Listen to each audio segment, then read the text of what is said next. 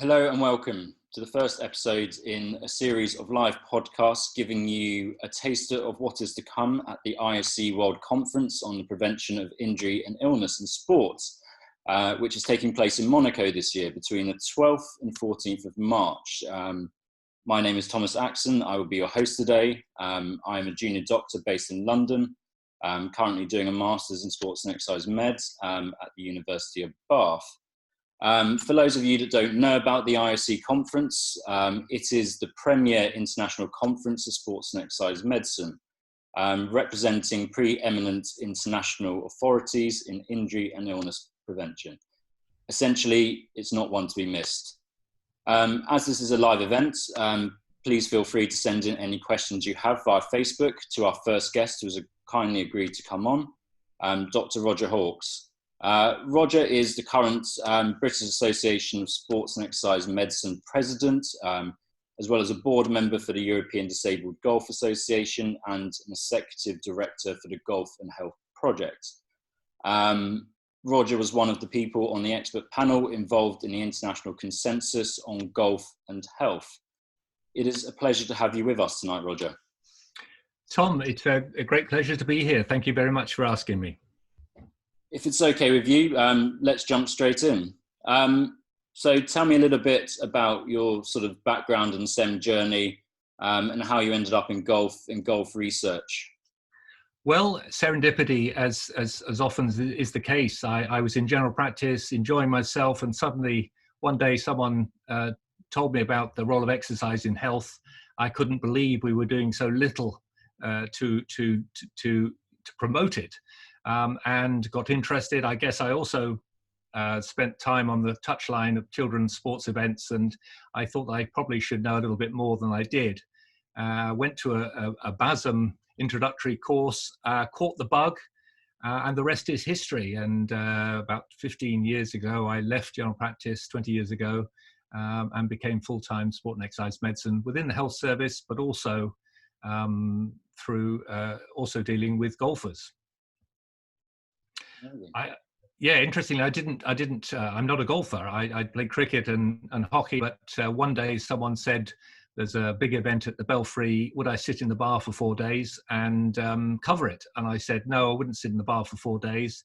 And they said, well, we'll give you a Christmas present. I said, no, I'll do a proper job if you pay me. And the rest is history. And that event was the English Open at the Belfry, and from there, we covered Ryder Cups, and over the last 20 years, I was the Chief Medical Officer of the European Tour, Golf Tour, and we developed all sorts of sidelines, including having an advisory board. We took on the wrist as our joint. We thought every sport worth its salt had to have a joint. We took on the wrist because that was a problem area, and we've very much enjoyed educating, talking about the wrist for a number of years now. Amazing. So you have essentially a 20 years experience within golf. Obviously, you were involved in quite a bit of research during your time. Do you mind telling me how you ended up involved in the IOC consensus statement on golf and health? And also, what was the original need for coming up for a consensus statement in golf? Well, I think we did, as you say, do quite a lot of work with golfers, and we identified the sort of injuries and stuff that they got. But at the same time, there was always this sort of implied criticism that golf was exclusive and probably wasn't good for you. But if you looked at the Diabetic Prevention Project, the dose of exercise that led to a significant reduction in the development of diabetes, was about the same as playing a round and a half of golf a week. And so one day I did a lecture on the health benefits of golf, where I extrapolated the data from various works from the past and suggested that golf is probably a positively beneficial. When I talked to my friends about it, they didn't believe me. So I wondered whether we could raise some money and actually have a PhD to actually focus on this. I was very pleased that Andrew Murray was available, and I'm very pleased that I managed to persuade the World Golf Foundation, who'd never sponsored any health-related topics, to actually come up with the funding. And I'd done half a day a week to bring together work that was being done around the world. Andrew Murray concentrated on the science and becoming a scientist, and one of the papers we wrote along the way was trying to bring it all together, bring in experts in health, bring in experts in golf, bring it all together. And how do you maximize the benefits of golf? And you have to influence players, the clubs, and policymakers. And the consensus work we did was really aimed at influencing all those people that were involved in golf. Amazing. So you were one of the first to be involved in the research and sort of to get the ball rolling as such. Well, as I say, there wasn't very much going on when I first went to a golf tournament about 20 years ago. We didn't really know anything about golfers. There was some work in the 60s by McCarroll in the States that sort of identified the sort of areas that were problematic. But as we know, we haven't really recorded these in a consistent way to be able to compare information from the various studies. And this was highlighted in a paper that was involved in a systematic review of musculoskeletal problems in professional golfers. And we realized that there was very, very few work that you could hang your hat on with the evidence that it provided. And that's led more recently to our involvement in adapting the IOC injury surveillance guidelines, actually developing a golf module so that we are actually going to be making a suggestion for how information is gathered in golfers. And that's very specific, that's very sport specific. And of course, a lot of injury prevention now is looking at the dose of exercise that your players are actually undertaking, and so that needed a special look. So we got a group of people together, experts in the field, and have come up with a consensus view on that as well now, which we hope to publish very soon. As you said, one of the large parts of that consensus was coming up with an injury definition and descriptions of golf injury. How did you and the rest of the panel go about doing this? Well, I think we had some experts in actually injury surveillance. We had experts that understood golfers, and we just talked about it. And you know, when you talk, that's one thing. If you write it on paper, it really cements it. And over several meetings, online Zoom meetings, on some face-to-face and some talking on the phone, we actually came up with what we're going to be presenting in this paper, which will, as I say, be published hopefully in the next few months. But a lot of it's on load. Load is what injury prevention is all about these days. You're recognizing the load, and are your players strong enough? Do they have enough endurance to play 4 days, 4 rounds of golf, with the practice that's associated with that as well? And often changes in technique, which you need to be able to record, increase in play leads to injury breakdown. And we looked at all those factors and have made recommendations on how they should be recorded. I think you've done some absolute stellar work on it. How will these descriptions lead to sort of new policies and injury preventions in golf? Can you give us you've given us an example of load, can you give us any more examples, any sort of future policies or preventions within golf based on this? As I say, I think right at the beginning, my great ambition was to have a picture of a golfer on the front of the British Journal of Sports Medicine. And I thought that was great when it happened. And then I realized that actually, although we described a lot of injuries, and we described injuries in a way which would help people in their everyday work within the health service and their own practices, particularly with the wrist, I realized that actually we weren't are going to be in a position to look at prevention until we started collecting the data properly in a systematic way. And obviously we look to the IOC, who have done a lot of this work before. Yuri Dvorak, who was involved in a lot of the stuff on football, was also interested in golf. And you don't reinvent the wheel. You get the people, the experts have done the work before, you adapt it to the sport we're doing, and only by recording it in a consistent way will we be able to start comparing interventions. We don't know how many golf shots a 14-year-old lad should be playing, in the golf club, if a 14-year-old has got back pain and has been playing a lot of golf, it's said to be part of the game. If a 14-year-old boy was playing soccer and got back pain, people will be looking for stress fractures in his back. So we're nowhere near the standard that we need to be at the present time. And this is just another step along the way. We know the sort of injuries that are common. We know how to record injuries and load and all the factors associated with those injuries. Once we start recording them, we'll be able to do interventions and start perhaps reducing the number of shots that our young players play, or looking at the type of play that seems to lead to injuries. And we don't know what we're going to find yet, but I hope we'll be able to provide guidance to mothers and fathers on how much golf their youngsters should play. Again, fantastic. From your experience, is there any particular sort of golfing injuries that are particularly prevalent or difficult to manage, or any areas other than sort of youth that you think this consensus statement will help?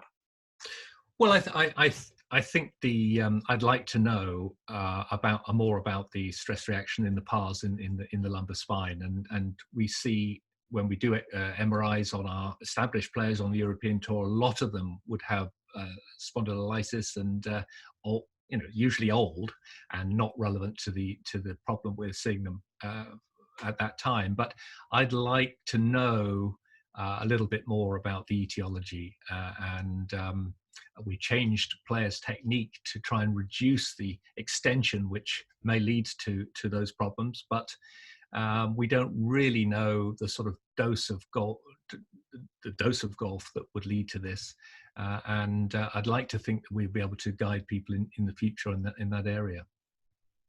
So you've laid the foundations and provided some tools for some of the future generations of doctors and physios coming through, and sports scientists to build on what you've done. Yes, and we've created. Andrew Murray came to an introductory sports medicine course. He hadn't decided on his career. I'm sure he won't mind sharing that he came to one of our courses and got the bug. And I'm very pleased to say that he's now Chief Medical Officer of the European Tour. He's taken over from me, but he's also a clinical academic. He'll have a PhD by the end of this year, and I'm sure we'll be in a great position. He's led a lot of the work with the IOC. He'll be in a great position to move this forward over the next few years.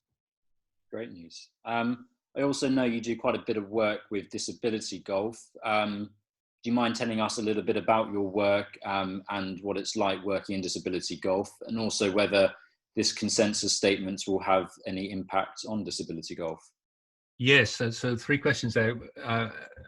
I think when we did the Golf and Health project, where we looked at the risks and benefits of playing golf, when we were actually presenting at conferences, people talked about golf being exclusive, and there are exclusive clubs, although we did give lots of examples where it wasn't. And then there's an opportunity. People with disability often are less active, and suddenly I realized that there was a whole branch of golf, disability golf, going on, and why shouldn't those players have the same opportunities that I do? I played golf this morning, had great fun for 3 or 4 hours with my friends, and I didn't see too many people with disability playing. little did I know that Tony Bennett was with the European Disabled Golf Association, EDGA as it's called now, was developing the sport. And I say developing it, he was aiming at 500,000 new players playing in the next 10 years. And he had a great vision. And he's managed to influence the policymakers in golf to come up with world ranking points, which would then allows the top players to play in large events. And the European Tour, for instance, now allows 6 players to play, or 6 tournaments next year that will have players with disability playing. Suddenly, instead of golf being exclusive, I would argue that it's one of the most inclusive sports. I mean, how many other sports at their premier professional events have people with disability playing alongside the players, able-bodied players? So I've been involved in eligibility, and it's growing like topsy. We had 400 players registered a couple of years ago. There's 1,400 players now registered to play in top events.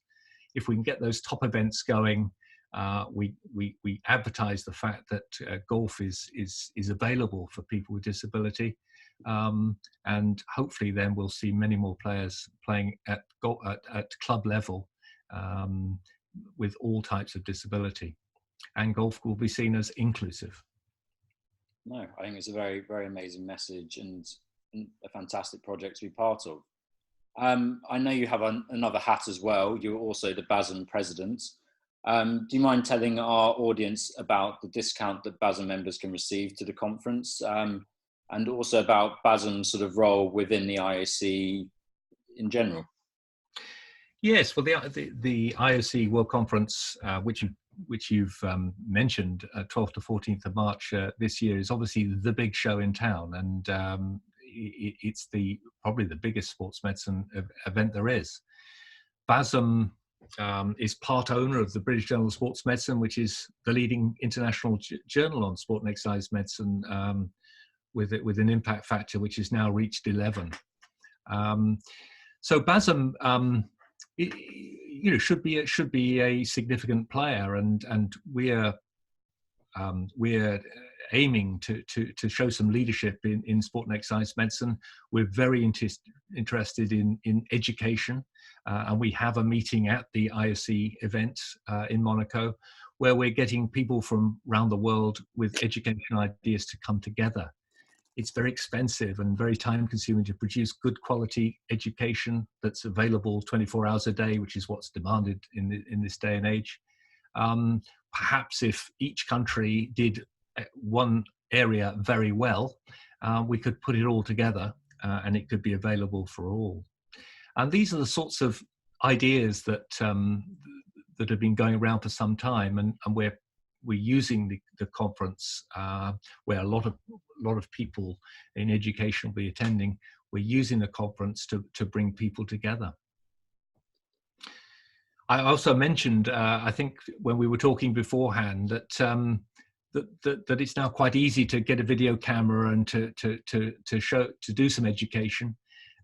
Some of these online education is not of great standard, and one of the areas we're going to be talking about is actual standard setting. How do you actually create a kite mark which sort of guarantees that what you're seeing on screen is legitimate? And we've got a meeting which is going to look at that as well. So I think BASEM wants to go to the big show in town, wants to go to the IOC conference, and it's a great place to sort of meet up and to learn about the sort of stuff that's going on prevention from around the world. But it's a great opportunity to have talks and meetings about other areas. And BASEM is very interested in education. It's very interested in standard setting and being involved at that top level and showing some leadership. No, as a member of BASEM myself, I received great benefits and attended some great conferences through it. So I only have the highest words to say about it. I'm afraid, Roger, that's all we have time for this first edition. Right. Thank you very much for coming on and giving us some insights into the world of golf. But thank you very much for asking me. And just to mention that BASEM has a HIP conference taking place in March, on the 19th of March. If any of your listeners or watchers are available, please come along. It's in Birmingham at the time. There's some leaders from the world of HIPs. For those of you with a real interest in golf and lucky enough to attend the ISC conference, there are 2 workshops being run. The first is the prevention of illness and injury in golf, run by Andrew Murray, who we've talked about in this podcast, and by Daniel Coughlin. And the second is the modern day observations of golf etiology and physical assessments, by Lance Gill and Mike Voigt. I hope I got that right, Mike. To find out more about the upcoming ISC conference, visit the Facebook page, look at the Twitter using the hashtag ISCPrev2020, and also the ISC website. Again, thank you very much to our wonderful guest, Dr. Roger Hawkes. If you enjoyed this episode, keep your eyes peeled for our next upcoming live podcast. I've been Thomas Axon. I hope you have enjoyed this evening and learnt something new. I certainly have. That's all we have. Thanks, Tom. Goodbye. Bye for now.